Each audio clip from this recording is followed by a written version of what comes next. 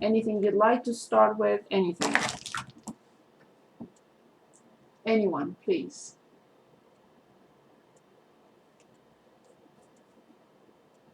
Anyone? Any questions?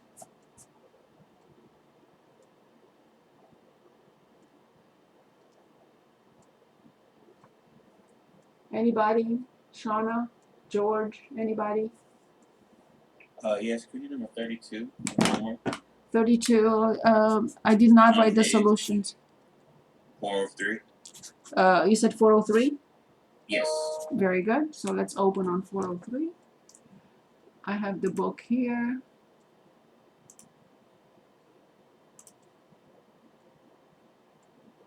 Where is my book? Here it is. Okay. And we said 403. And we want to look at problem 32. Here it is. Good. So we have the marginal cost, C prime of x, negative 0.04x plus 85. And they're telling us that x is less than 1,000. Of course, it's in cents per card, cents per unit, because it has two measurement units. It's a marginal cost or a derivative. X is the number of cards produced. Find the total cost of producing 650 cards. Very good. So the total cost for the integral from 0 to 650 from negative 0.04x plus 85 dx is the definite integral from 0 to 650 from the marginal cost dx. Good. So which function prime is this?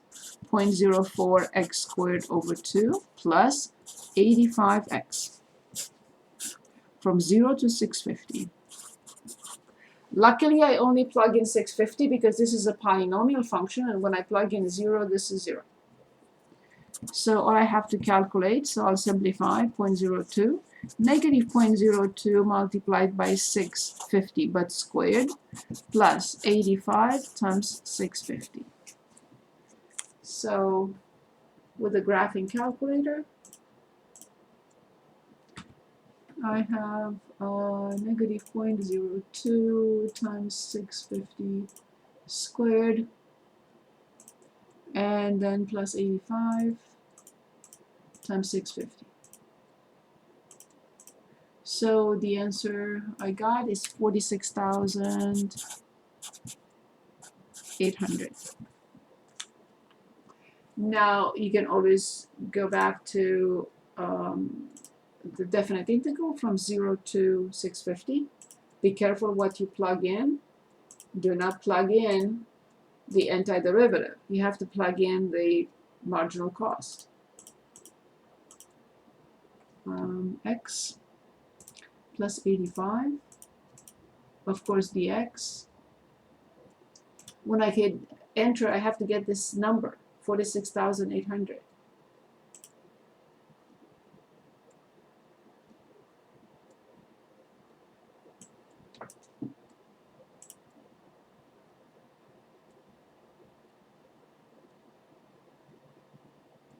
Okay, so since it's in cents per card, I have to make sure that I change this. So this is in cents. So I change this into $468.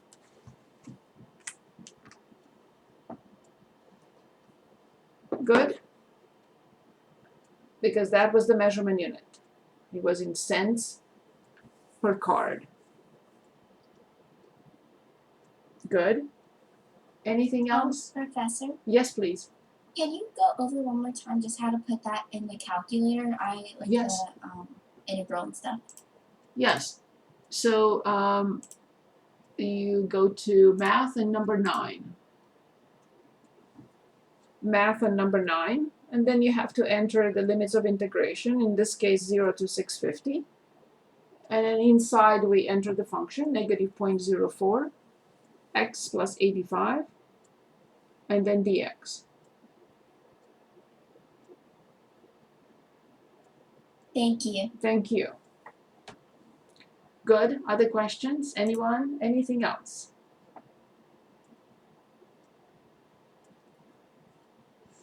Okay, in this case, I would like to go back to page 413. If you remember anything else, please let me know anytime.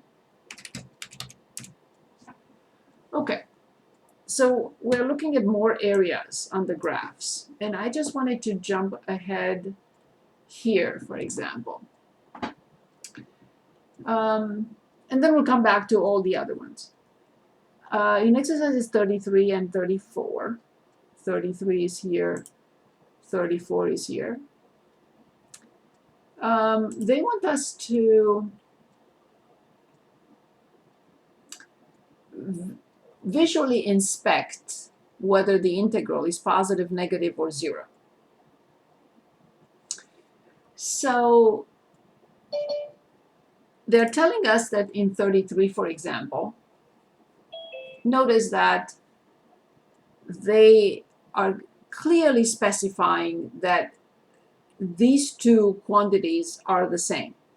Otherwise, they would have been A and B, or A and C.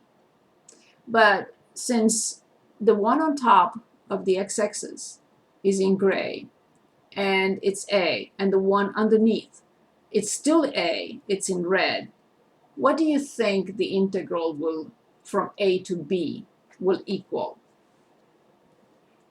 Just a wild guess. It's okay if you're wrong.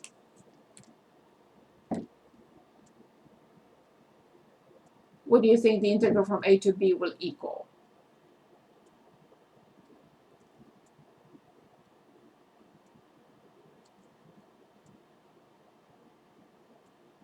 Two equal areas, one above the x-axis, one below the x-axis. What do you think?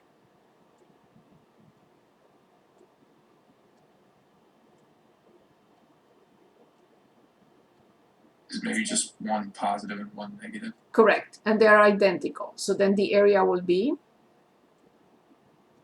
The same, just one is negative. so I give you Is it $2. Exactly. I give you $2 and I take them back. I give you positive and then I take it back. So in 33A, the area is absolutely zero. A quantity positive and a quantity that is negative, and they are equal in absolute value, the result is zero. Now let's look at part B. Do you think that the result will be positive, negative, or zero? The integral from A to B. Positive, negative, or zero? Negative. Exactly. But because there is a larger quantity that is negative than the one that is positive. When we add these two, we get zero. But we're still left with a big chunk that is negative. Very good. Okay. What about 34A? Negative, positive, or zero?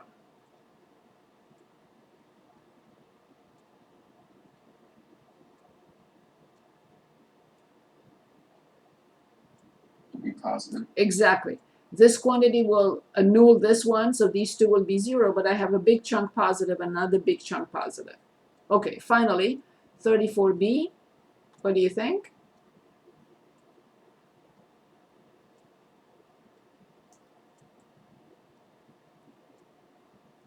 Negative. Indeed. I have three negative chunks, so it must be negative. Good. What about the rest here? Let's analyze. Let's choose one from here to work on. But, for example, maybe here it's hard to tell because I don't know, maybe this area equals this area, and then it will be zero. Maybe this is bigger than this is, the negative one. I don't know. Here it's definite. Here I have a definite answer. What is the definite answer for the sign?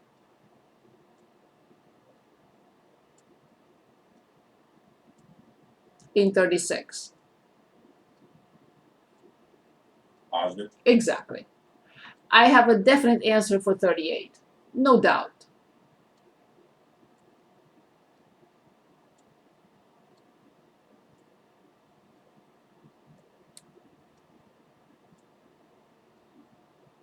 For 38.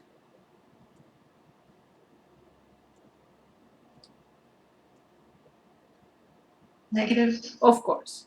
Now again here, it could be positive or negative. I'm inclined to say that it's 0 because this function is odd and the interval is symmetric. So let's calculate any of these. Let's choose one of them. This is ambiguous. I don't know what to expect. Maybe this is bigger than this. I don't know. Here's definitely positive. Here's definitely negative. I'm inclined, obviously, to say 0 here, but this one is ambiguous. I can't tell. So let's choose one of these and work on the area, and then move on to other problems. Anyone would like to choose? If not, I'll choose the. One, Say maybe that. one we don't know. Yeah. 5. Okay, very good. So let's look at 35. So the 35 is, the integral is right here. Okay, so the integral from 0 to 1.5 from x minus x squared dx. Good. Remember, and let me write this down here so I don't forget. We can use the fundamental theorem of calculus, FTC, fundamental theorem of calculus, only if, so it's applicable, only if x minus x squared is continuous on the interval 0 to 1.5. Always, whenever we are given a definite integral, we have to ask ourselves, is this function continuous on this interval? If the answer is yes, of course it's a polynomial. If the answer is yes, then I calculate because I can apply the fundamental theorem of calculus. I'm given a definite integral. Again, it's polynomial. I don't have to think. This is continuous on this interval, so I can continue, and I can apply the fundamental theorem of calculus, which says that I have to find the antiderivative of the function. Which function prime is x? X squared over 2. Which function prime is x squared? X cubed over 3.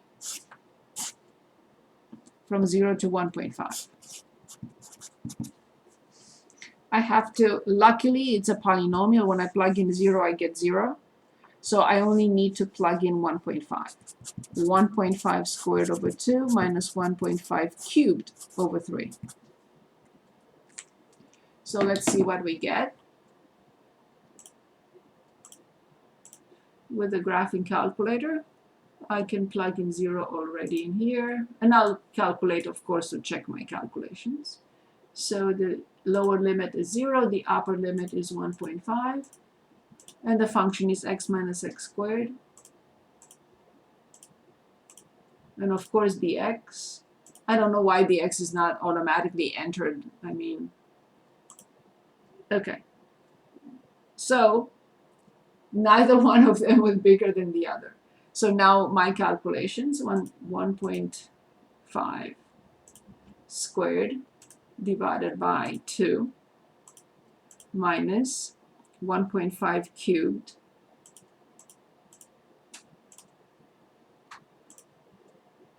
divided by 3. If I don't get 0, I have to go back to the drawing board. So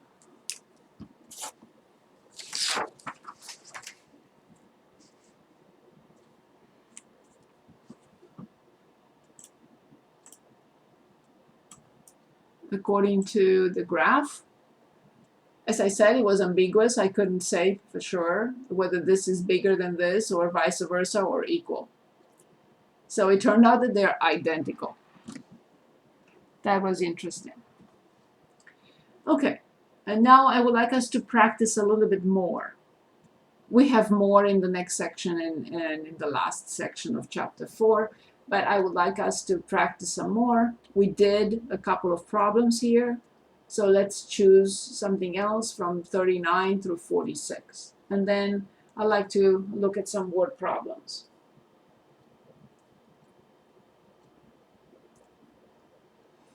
Anyone would like to? 42. 42, very good. So let's look at 42. 42, we have the integral from 1 to 8 from the cube root of x minus 2 dx. Yes, you have the calculator and you can punch it in.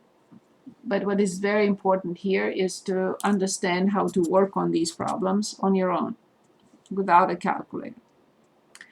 So remember, we have to change this into x to which power? This is very important to remember. The cube root is which power?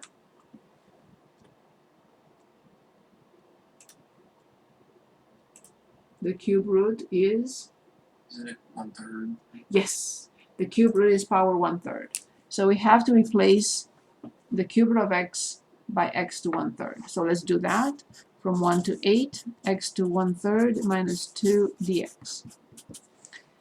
It is a continuous function on 1 through 8. Therefore, we can apply the fundamental theorem of calculus. So then, remember, we have to increase the power by 1, which is 4/3, and divide by that number. And then minus 2x. From 1 through 8. Now this is slightly more difficult because I have to plug in 1 as well. So I have to plug in 8 and then subtract when I plug in 1, which we didn't have to do here because the lower limit was 0.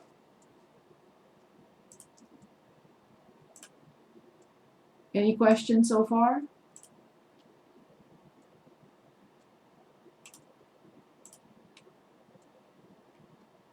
Okay, moving on. So then I plug in 8. So I have to flip 3/4. So when I plug in 8, the cube root of 8 is 2. 2 to the 4th minus 16. Minus, now I have to plug in 1. So I get 3/4 minus 2. Any questions so far? Okay, so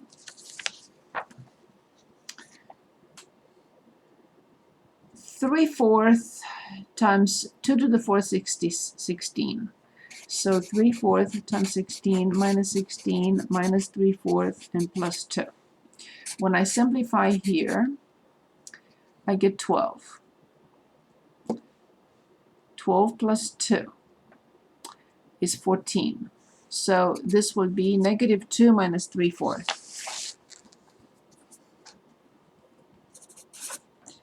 Negative 2 minus 3/4 is negative 11/4. So here's what I did. 3/4 times 16, 2 to the 4th is 16. I simplified by 4. So this is 12 now. 12 plus 2 is 14. Negative 16 plus 14 is negative 2 minus 3/4. 4 times 2 is 8, plus 3 is 11. And we'll check in a minute. So back to the calculator.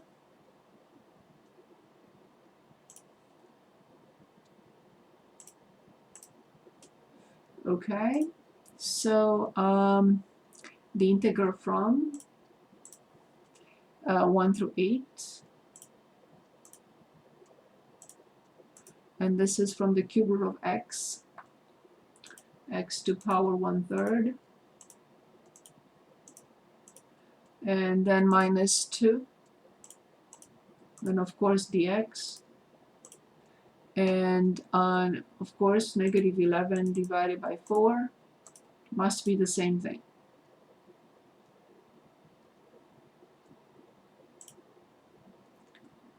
Before we look at word problems, let's see if we want to work on anything else from the previous page. Again, we're asked to determine areas here.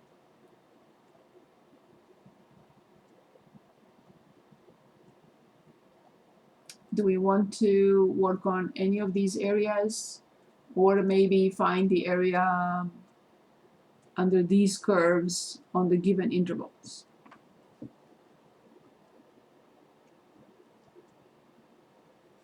or here. So anything from 5 through 14 or 25 through 32.